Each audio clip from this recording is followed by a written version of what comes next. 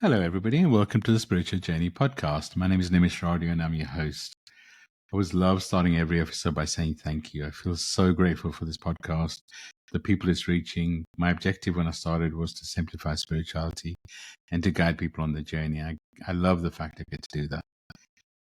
And if you're a regular listener, thank you for listening. If you're new to this podcast, welcome. If you're having feedback, let me know. Feedback's always a blessing.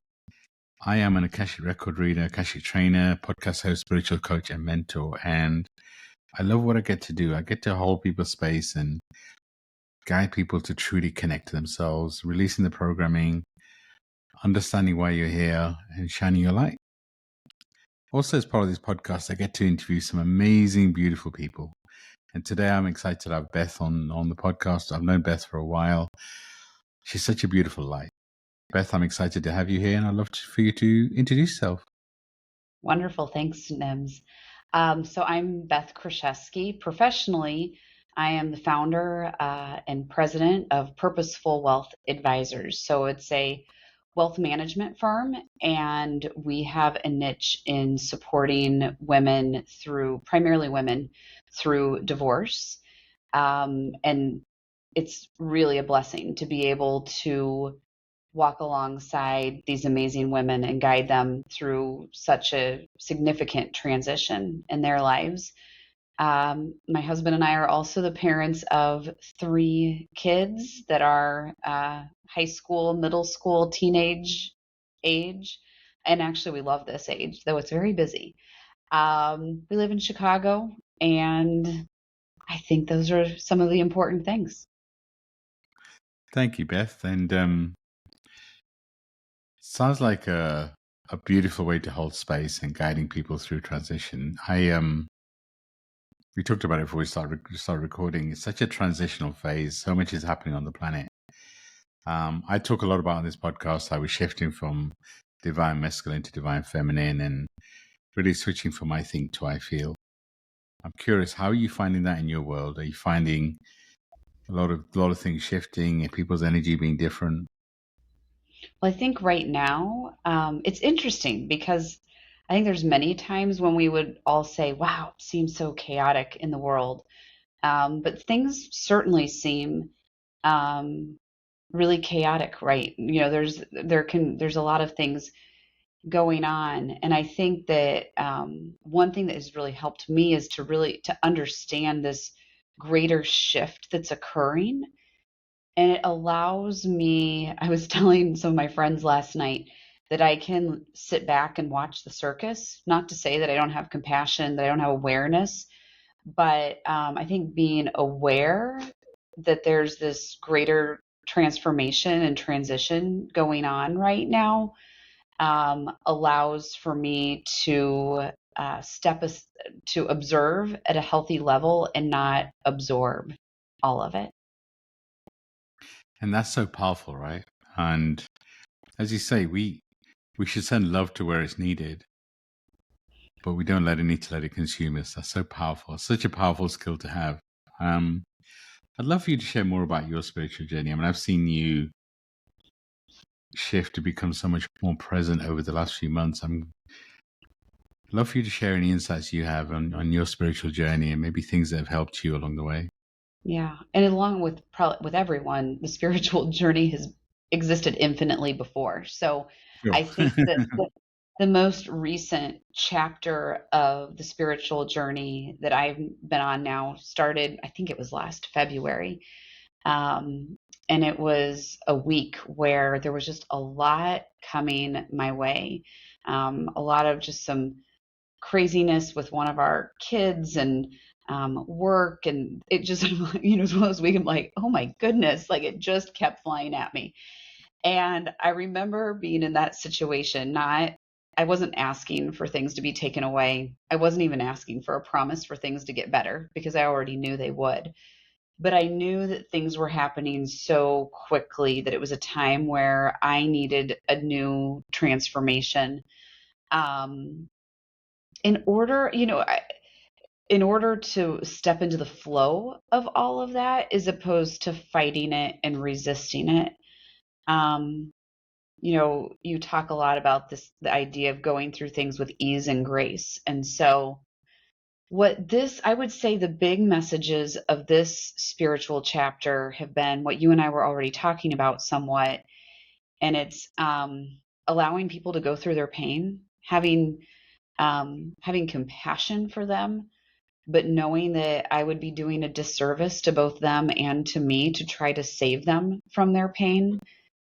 And I think that's sort of an interesting balancing act to carry as humans, to show that compassion, to step alongside people, but not to rescue them. So that has been, um, a huge part of this journey. The other part has been the new mantra that goes on my head so often is that things aren't happening to me, they're happening for me.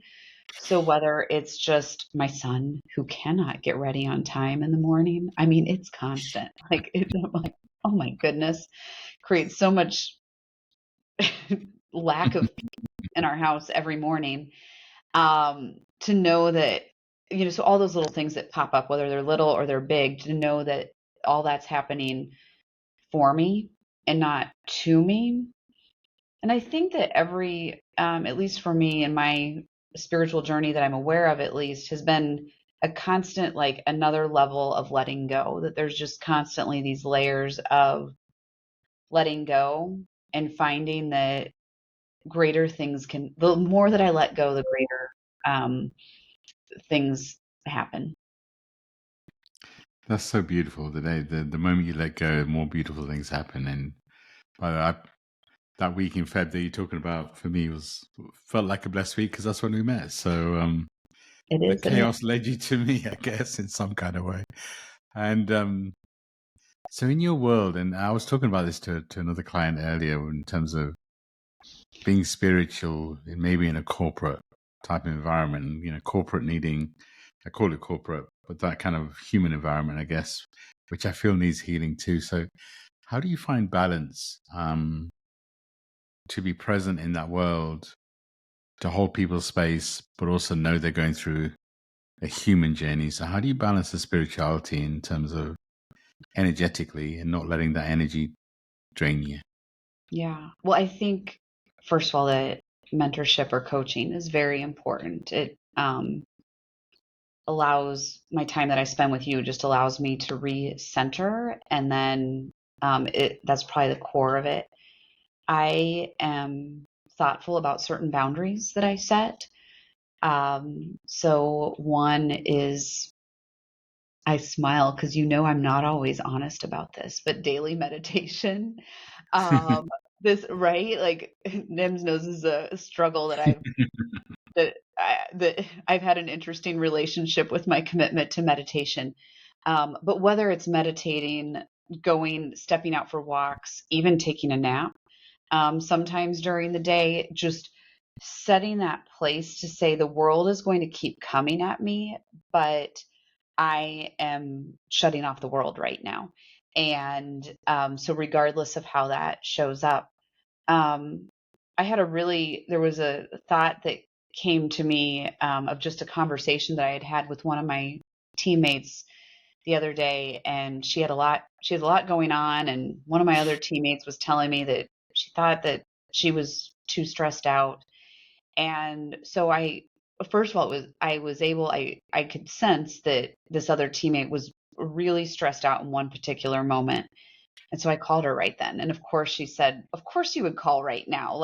And she was like, I'm like, "Everything's okay. Like everything's going to be fine." And I said, "I'm aware that you have a whole lot on your plate." And I think the masculine energy would say, "What do I do to go in and fix this for her? Let's restructure this. Let's reprioritize. Let's do whatever." But the feminine spiritual leadership says, and I can say to my coworker, you get to be the one to, like, I'm here to open the door. I am providing you space. But just like I set boundaries, she too has the opportunity to set her own boundaries.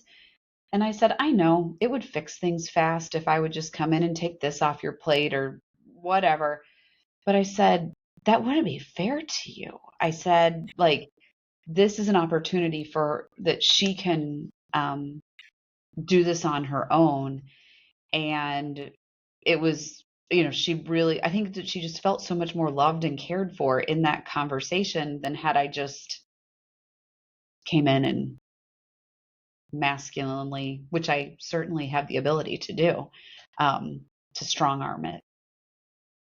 That's so powerful. I'm so proud of you. I mean, I remember when we first started working, you've had, you're a powerful corporate leader that is used to jumping in and kind of drive in and, getting shit done, right?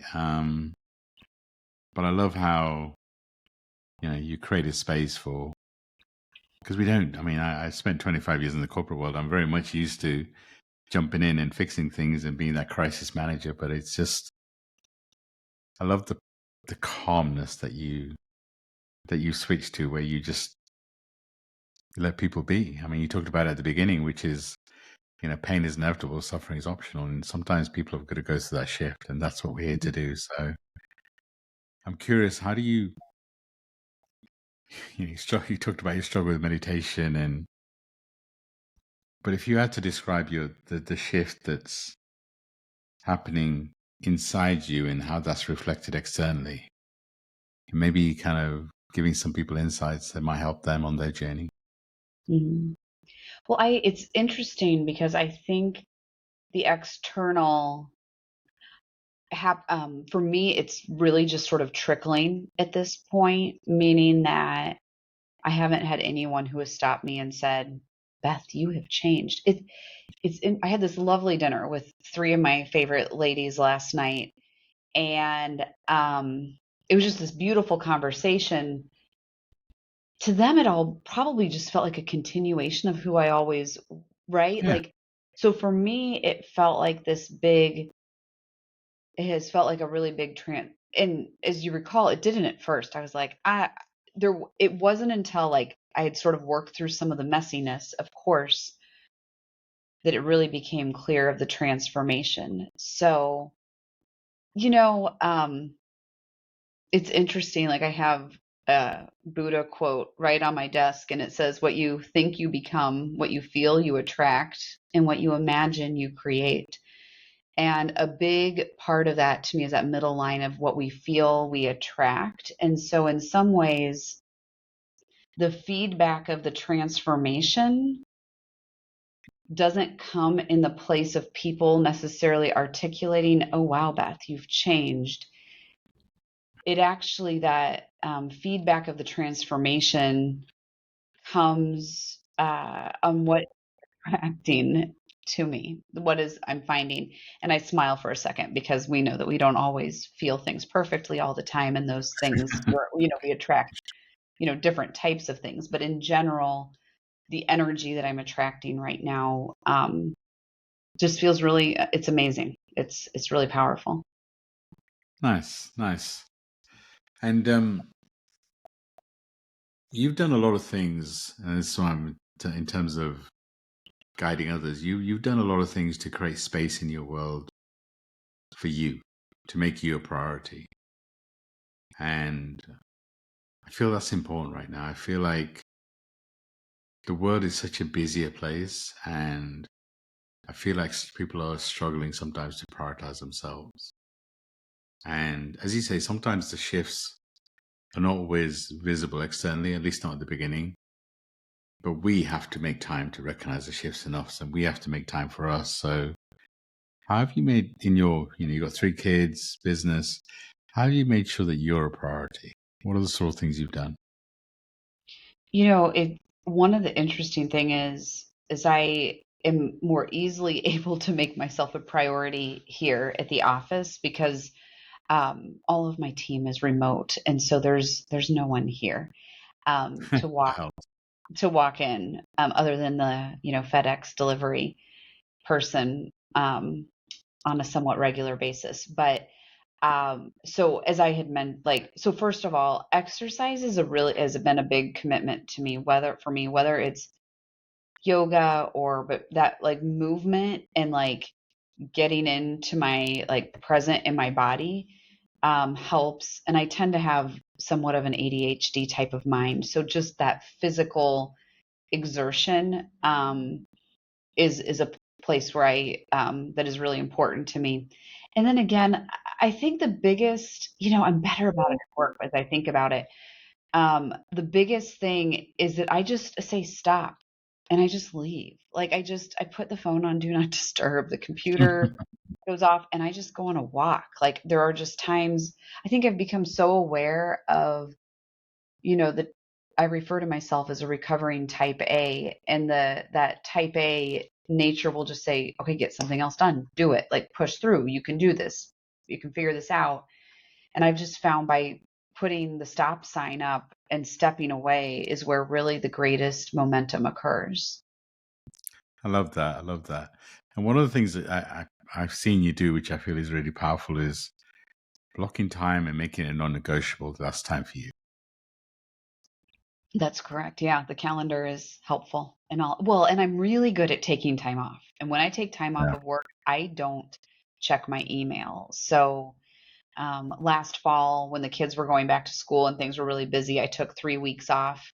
I plan to take another 3 weeks off this May. But even if it's a smaller, just a long weekend or whatever it might be, I walk away from work. And that's really important also. Yeah, I mean, taking time out and blocking time out for you and making it. Because I remember when I was in the corporate world, I'd try and do the same, but then I'd let things maybe creep in and, oh, this is a crisis. And, you know, making time for you as a non-negotiable, Hmm. actually, I feel makes you much more productive, much more present. Yeah. It calms down the crisis thing. Um, this sort of recurring theme, like other people are capable of handling things. And it is that balance, right? As a leader, I need, it is my role to lead my team and to make sure they're supported. And sometimes what that looks like is not being there for them. Like, and I have this amazing team, I think, for the most part, who like they sort of understand that, which is great. And I mean, I'm there for them a lot. It's just I'm not going to be there all the time. Yeah, I mean, being there for people doesn't mean you need to fix things for them, right? That's Hmm. holding space is such a, you know, people have different interpretations. For me, is holding space is allowing people to be and connecting with themselves, right? Hmm. Right. Yeah. So powerful. So how do you balance? And maybe it's evolved, but having kids. You mentioned your one son, and I guess I'll always say, look, your blood family are here to expand you. So I feel like your kids have also been your teachers. But how do you balance being a parent and being there for your kids while going through the spiritual journey and while running a business and things shifting? How does that You know, feel? the first thing that comes to mind is it's more so I've never been a person who works crazy hours. It's rare that I've ever worked more than 40 hours a week.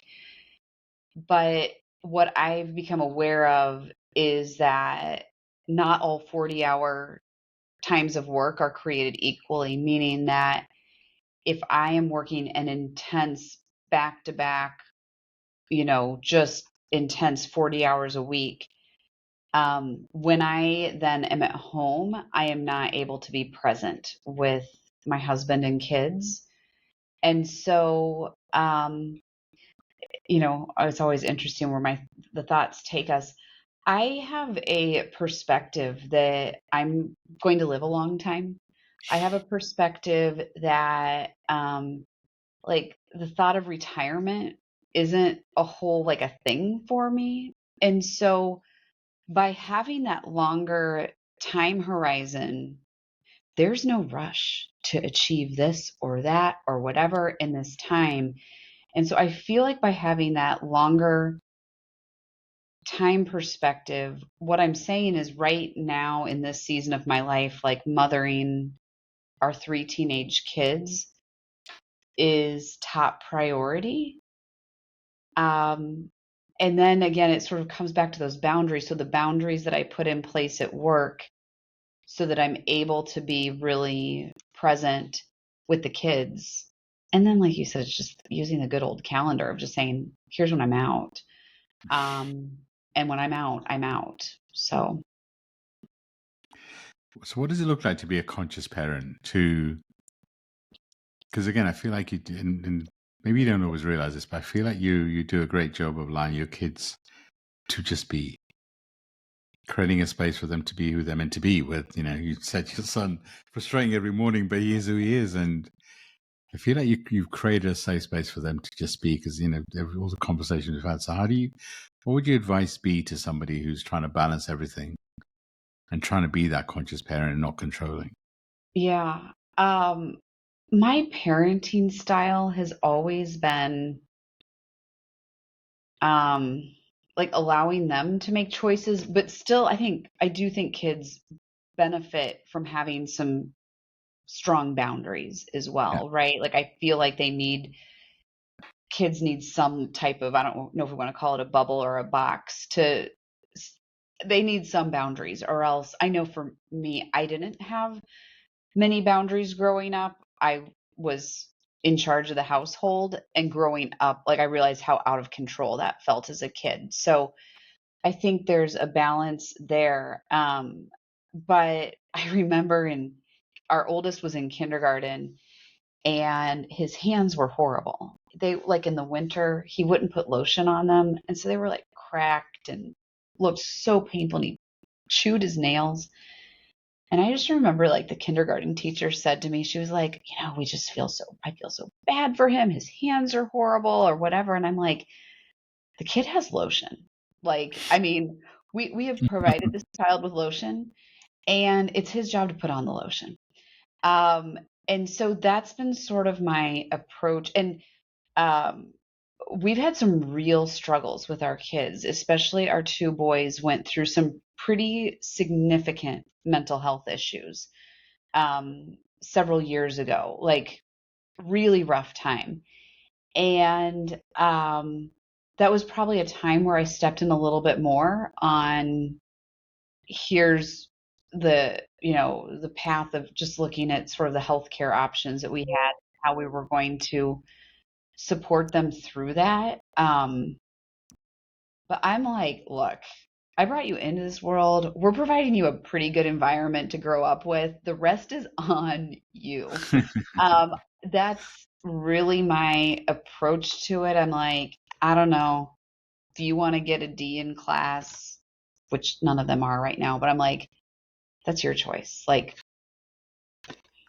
we open the wow. door, we put a path out, you get to decide if you want to walk on it or not. And I really don't care, like, if they do or they Yeah, don't. yeah, yeah.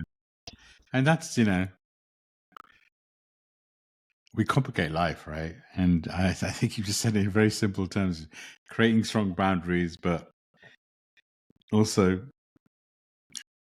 whatever decisions they want to make, they have to deal with the consequence of it, right? You grab one end of the stick, you grab the other. So I love the simplistic approach, and it just you stop needing to fix it corporate. You definitely do that at home. It's just it's kind of powerful when you step away from the need to fix, right? Mhm. Because our programming says that we need to jump in and fix everything. So I love that, and following the nudges. It's interesting in the corporate, the business space. I spent many years there, 25 years plus, and kind of enjoyed kind of the one-to-one and working with people individually rather than being in that space. But recently I've been feeling a nudge, like I need to heal the corporate from within. An example, two clients both get made redundant in the same space and both wanting to go into healing, but still maybe heal the corporate from within. And just, I'm just getting all these nudges that maybe the corporate world is going through some kind of shift. So I'm curious, are you finding that? Are you finding that people are starting in maybe in the business world, starting to wanting to be more conscious, wanting to be a bit different? Um, are you finding a shift in that space? Yeah, yes. And I don't, I hate to like that I'm referring to that as like the feminine approach, right? Because Sure. there's a masculine spirituality also, but I think over the last decade where we've seen, especially like I think Brene Brown has been a tremendous leader in that environment, and to talk about how the best skills of being a leader is to be vulnerable. And that's not what the message was before, right? It's a very a different approach. I feel, to me, and I think part of it, I also was in corporate America before I started my own company. Um, and so I don't know for sure what that feels like in corporate America still. Yeah.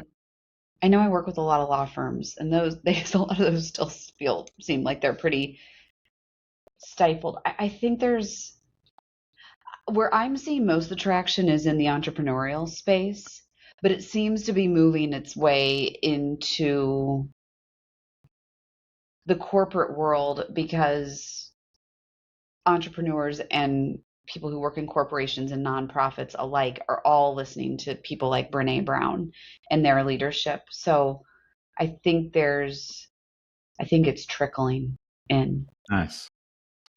Yeah, I mean, we all have masculine and feminine in us, right? And for me, a lot of the masculine egos are starting to, or will over the next 12 months, start to come down. All the people that we can maybe put on a pedestal.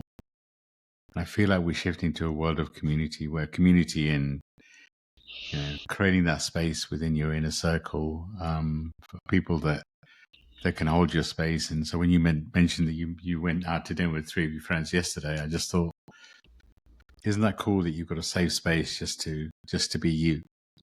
Yeah. And that's the phase I feel like we're moving into, is that creating this circle of people around us that can hold our space differently.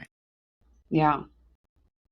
And isn't it interesting that it's happening at the time of the greatest technological advancements with being AI that we've ever seen, and that uh,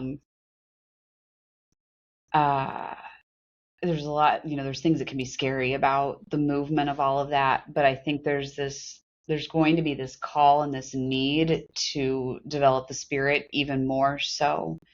There will be people who don't, right? There will be Yeah. people who um, fully tie themselves up in this great movement of technology, but there will be, I really believe there will be a strong cohesiveness of people who are using it as an opportunity to ground into our spirit.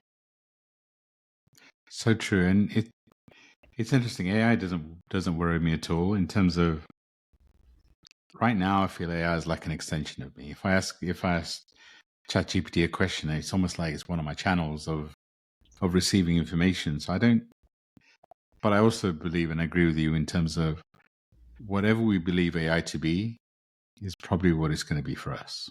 So if you're scared of it controlling you, maybe it will. But if Yeah. you allow it to support you, that's what I feel it's going to do.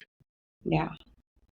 It's interesting because in a lot of the work that you and I have done together that has been really powerful, um, it's like being it's not like this psychic reading by any means of like saying here's what's going to happen, but it's being able to see where the energy is currently and where that energy is going, and being able to make a choice about redirecting that energy to create different outcomes than what may have happened otherwise.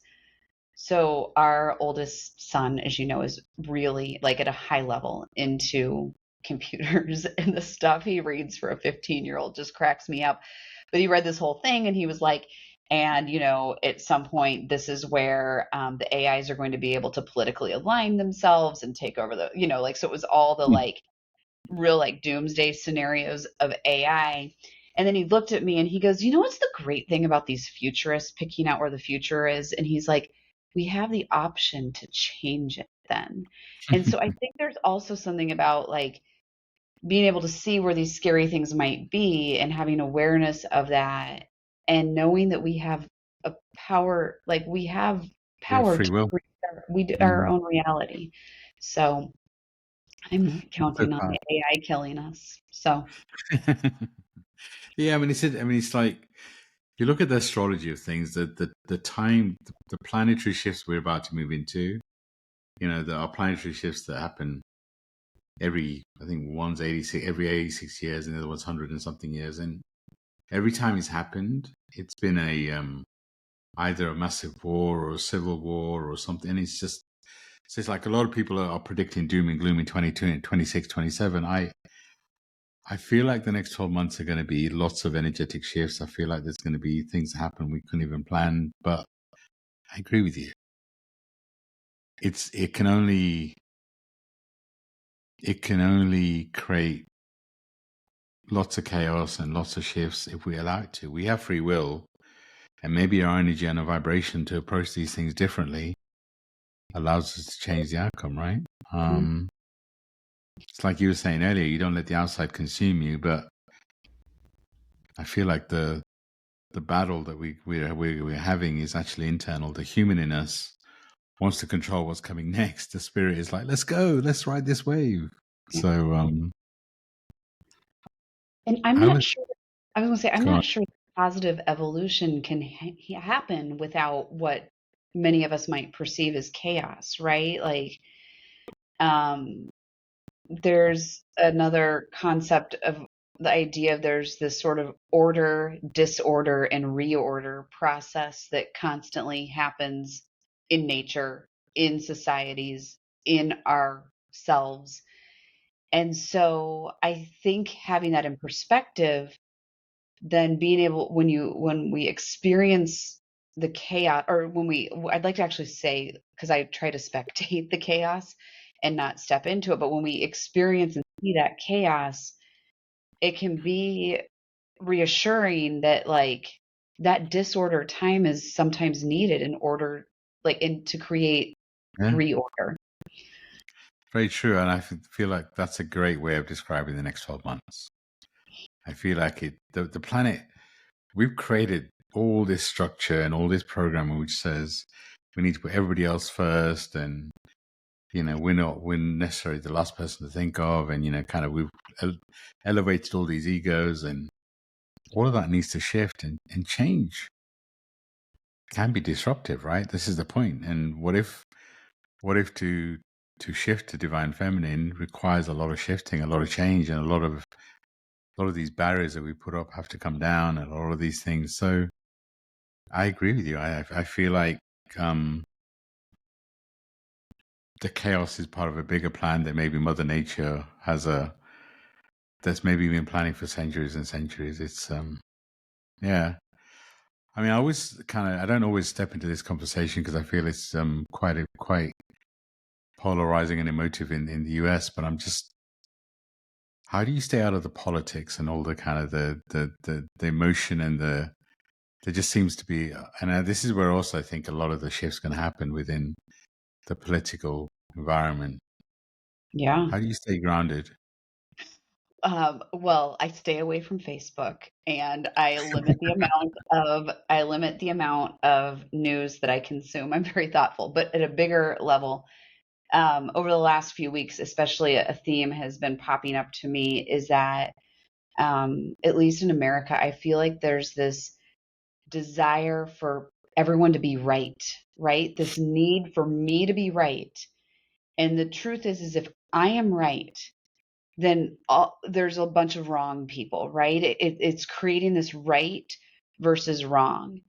And in our minds, we want this. We want this. What is good and what is bad? What is black? What is white? Like, we Yeah, want this dichotomy of right and wrong. And the truth is that's not how things exist, right? If we just look at, like, how we've been genetically created, we are meant to be a diverse species. Like, there is diversity there. And so what I am seeing as a big challenge is that, uh, with any political figures, that someone's like, no, they have to either be good or bad, right? Like, and that's what I think is, and I think there's obviously the media benefits from that type of mentality. Social media benefits from that type of mentality. So we are being fed and programmed by the media and social media. But for me, it's finding this place again of engaging in conversation with people who think differently, and to know that like we're not all right and all wrong. Like we're there's so I think if anyways, that's where what I think is going on right now in my space has been to stand in this place of I'm not sure what's right or wrong sometimes. So And what if there's no good or bad or right or wrong? What if there just is, right? I Why? and it's hard, right? Especially when you Yes. see um, human what someone might describe as human injustice. Especially like in the United States right now, the deportations or things such as that. Though I heard a number this morning that the past administration may have like they Uh, there was deportations occurring then also. So I mean, but who's to say? I mean, it's hard when you see pain and horrible human conditions inflicted on people, and that's where I've stepped in that place of like deep compassion, awareness, and who knows what it is. And I think part of it, I talked earlier about like that long view, and the longer view is believing that our souls have been infinite before and after. Really is no before or after this. yeah, And so if we have this infinite view of the soul, then who's to know whether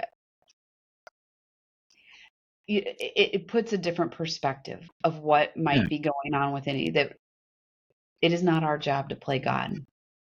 yeah. And as you say, we're a soul having a human experience. Why don't we just enjoy the experience instead of trying to figure it all out? Just maybe we complicate life. And so I'd love for you to talk about what the things that you're moving into, and I know that we've talked about you being seen more and how you're releasing a book and kind of journey that's shifting around your world. Can you tell us a little bit about what you're working on and what's coming next for you? Yeah. So I always knew that I wanted to write a book. And when I say write a book, I had a ghostwriter. Writing is not my strength. So I worked with a writer. I always knew that was something I wanted to do. And then there was actually a situation that popped up with a client probably about a year ago, year and a half ago. And I'm like, okay, this is the time where I'm doing this. So my book is scheduled to be published sometime in November. Um, which as a Scorpio myself, I'm, excited that the book just happens to be coming out in my birthday month. And as you said, and we had talked about sort of seeing where energy was going. I think there's going to be a very large expansion of my impact. Um, One thing that I didn't mention earlier with the spiritual dynamic of corporate life, I think it's important to have purpose. So that's what gives me great excitement about this book is the greater purpose and expanding that. Um, and it's an interesting time, right, to go through um, being sort of aware of where I believe this is going, not having a whole lot of ego involved in it, sort of wanting it, sort of not wanting the expansion. Like there's all these just sort of interesting dynamics. And one thing that you really helped me to realize was that like this is where the energy is flowing. And if I try to block it, that's really where like a lot more of the stress, not even just stress, but like physical issues and things like that can occur there. And so um, it really has put me in a place to really need to step into an even higher level of trust that as this expansion occurs, that I will still be able to be present with my family and do all of those the things that are the most important to me. And how do you feel about being seen? I mean, that's it's a thing that's been coming a lot with my clients recently, and also just people I'm talking to, that I feel like we're all being asked to be seen differently moving forward. And how does that make you feel? It's so interesting because as a child, I very much was like, put me up on the stage. Like, that's who I'm going to be, right? Like, that's So I have this wiring in me that there was a part of me that always wanted that. And now that it's here, there's more trepidation around it. Um, and so to me, like where I go with this is it's even more of a time to just be more grounded, more centered in my own spiritual practices. Um,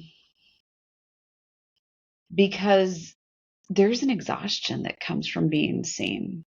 Yeah. Um, and I think that exhaustion can be support, like that it just creates a greater need to be grounded, to set boundaries and Yeah, take and care. that's why, yeah, sometimes for me, spirituality is really simple. Didn't say it was easy. It's really simple. I.e., we can stay grounded, do the self care, and then that just helps us be more present, more aware, and then from there, we get to choose to respond rather than react. And it's just, which is why in every episode I talk about self care because it's so. I feel like a lot of people just want to bypass the whole human experience and all of a sudden get this big epiphany in the sky and like, oh my god, I know what my purpose is, Yeah. without meeting the universe halfway. Just interesting.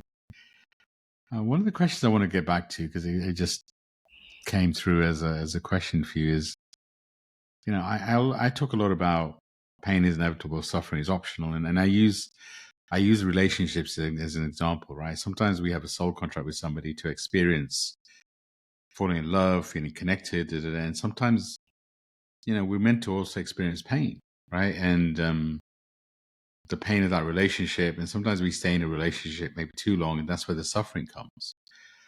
But I'm curious, in your world, when you're kind of supporting divorces and kind of ladies going through that shift, do you feel the kind of the journey of the soul, and sometimes things naturally coming to an end? And I mean, do you things at that? Do you see things at a soul level when you're working with people, and kind of Oh, see the endings of the contract? yeah. And you've given me that construct. I hadn't really thought a lot about soul contracts before. Um, for sure. Um, and that's, I mean, the journey that we walk through women with is deeply spiritual. Even, we're not sitting there usually and meditating together, whatever, but Yeah. it is, they are going through a spiritual process. And in many ways, I'm walking alongside them um, through that process. So, I mean, we could have like a 3-hour podcast about I'm the sure. all the different dynamics of it, but um, most commonly, the divorces that we work with are women who have been very controlled. Um, they usually married a successful man who was probably successful because of some of his personality. Like I have found Yeah, that the there are truth. Mm. personality traits, especially in men, that create higher levels of successes, and those same traits don't always work out the way that someone would think would be healthy for a marriage.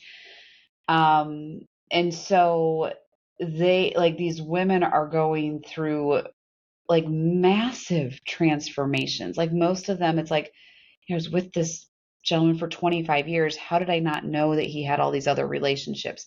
How did I not know? I mean, it is massive. And then you even look at, and what I have found is I've started to really identify certain common themes from a spiritual perspective, that when people are able to go to a certain level of, one of them is forgiveness, right? To be able to like Mm. really truly forgive, not only forgive, but if they can get to the point of actually appreciating what their horrible ex-spouse brought to them. And I'm not talking about appreciating that he was able to buy a designer handbag. I'm saying like being It's able for them to mm, embrace that journey, that's when they're really able to break free. And for some people, it happens during the divorce, and for others, it can take years after the divorce. And I think some people unfortunately don't ever. And I don't think that, I think forgiveness and or appreciation is part of it. I don't think that's the only thing. And I know that there has to be the right time for every person to be able to get there. But it's a deeply spiritual journey. I love that. I love that. And it's just, when you think of divorce, when you think of, kind of ending marriages and stuff, you don't always think of spiritual, right? And as you say, you don't sit there and meditate, but I feel like you hold space while people start. It's almost like the spiritual mentoring I do. I guess I do it more overtly, but holding space while people understand that everything they've been through for a reason. It's that awareness, and then comes the forgiveness. That's a really powerful place to hold space. So no, that's realizing the pain is helping you some kind of way is an interesting transition too, right? So, Right. but as you say, I mean, we could talk for hours about this spiritual transition and what the planet's going through, right? As we're kind of closing out this episode, do you have any advice to people who may be going through a shift, who are maybe having one of the weeks like you mentioned in February, or feeling like the world is collapsing around them? What advice would you give? I promise that you know this. You did not pay me to say this, but I think having mentorship and or coaching, someone to walk alongside. I've had a variety of different coaches throughout my life, and they've been, I always say, I would probably have gotten to the same place that I did without them. It's just that it happens more quickly and it happens so much more with, as you say, with grace and ease, as opposed to as much traction. But aside from that, I mean, we've really talked about it. I think it's finding that place to self care, quiet things down in order to calm things down. Again, I saw that thing just sticking at me. What we feel, we attract. And so being in a place where our feelings um, are at a level of attracting what we want to attract. And that doesn't happen by continuing to run on the treadmill. It only happens by stepping back. Stepping back, so powerful. It's just breathing. Sometimes you just got to just breathe and be present. So powerful. So if anybody wanted to reach out and connect with you, I mean, I'll include your links in the show notes. How would people reach out to you? How would they connect with you? Yeah, they're welcome to email. Are you going to put my email in that? You can put my Sure, I email. can include your email. That'll be easy, and it'll be easier to put it in there since I have a tongue twister of a last name. It's easier than spelling it. Yeah. So that would be wonderful. And can you share what your book's going to be called? Is that public knowledge yet? Yeah. It's called Stronger Than You Know. And so it's a combination of the financial part of divorce because, as we say, no, money carries an energy. And so the decisions that my clients make around their money has a greater impact than just the dollars that are in their pocket.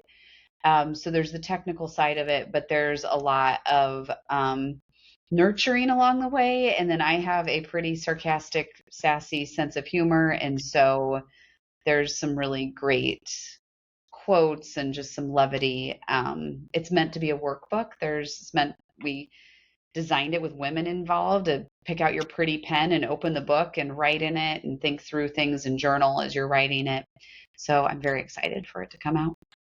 I love it. Stronger Than You Know. I love the title because we are so much stronger than we know, and it's that connecting with that energy and the vibration. So, Beth, I love your transformation. I love just how present you are. It's not life isn't good or bad. It just is, and if we could simplify it, it'd be so much easier. So, thank you for your wisdom. Thank you for being on this podcast. To all our listeners, if you are going through a shift, it's really an interesting energy. It's a really interesting time to be on the planet. But you have more strength than you know. And whatever you're going through is a phase. It'll pass. Stand in your power. And as Beth says, if you can spend time on self-care, time for you, maybe life gets easier. So sending everyone lots of love and light. Beth, I'm going to hand over to you to close us out. Great. Well, thank you so much for having me on here.